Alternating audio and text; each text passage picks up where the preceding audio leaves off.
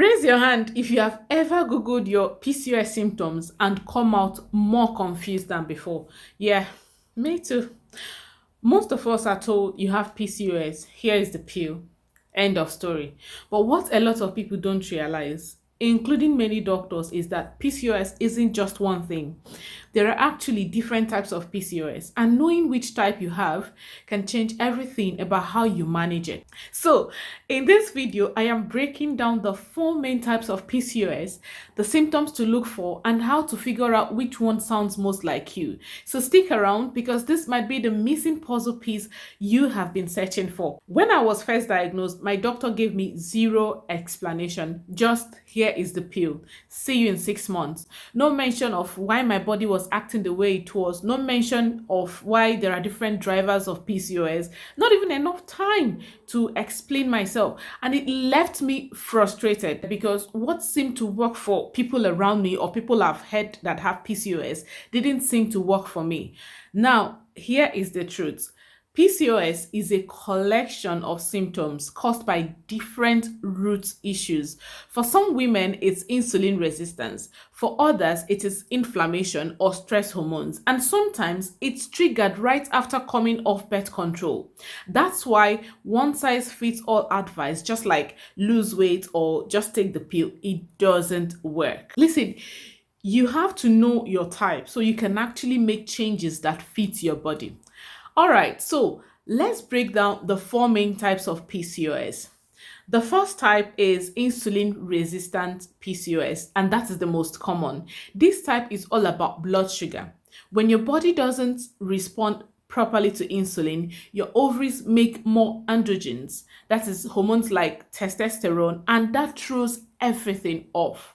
And what are the symptoms common with this type of PCOS? We have sugar cravings, fatigue after meals, stubborn belly weight. You might feel like you're always hungry, even when you've just eaten.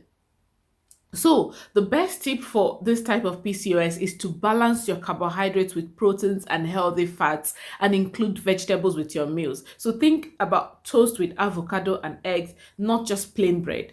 And strength training is your best friend here.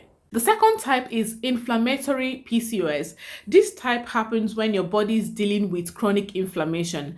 That inflammation messes with your hormones and your ovulations. And the symptoms to look out for here are digestive issues. You have more digestive issues, skin flare-ups like eczema or acne, joint pain, and feeling like your body is always on edge. The best tip is to focus on anti-inflammatory foods, omega-3s, lots of colorful vegetables, and prioritize your gut health and sleep.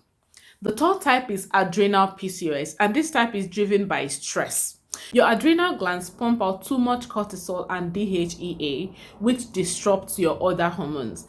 The symptoms to look out for here are anxiety, insomnia, irregular cycles that gets worse with stress. And if you notice your PCOS flares during exams, work deadlines, or breakups, adrenal PCOS might be the culprit. And for this type, you have to focus on managing stress. I know it's easier said than done, but gentle workouts like yoga, walking, and breath work can make a huge difference. And the last type of PCOS is post-pill PCOS. So this one shows up in women who've recently stopped birth control. Coming off the pill can cause a temporary surge in androgens and other hormones. So for this type of PCOS, the symptoms is usually, the common symptoms are breakouts, irregular cycles, oily skin right after quitting the pill. But the good news is this type of PCOS often balances out within 3 to 6 months. The best tip for this type is to support your body with nutrient-dense food, regular movement, and patience, because your body is just recalibrated. So now you know the four main types of PCOS: insulin resistant, inflammatory, adrenal, and post-pill. Now, which one sounds most like you? Drop it in the comments because I promise you, you are not the only one dealing with it. And if you're not sure yet, that's okay too. Sometimes PCOS is a mix of types. and figuring it out is part of the journey. If this video gave you some clarity, give it a thumbs up, subscribe, and share with a friend who might be struggling. And stick around because next week I'm sharing PCOS weight loss tips that actually worked for me, science-based and no fat diet.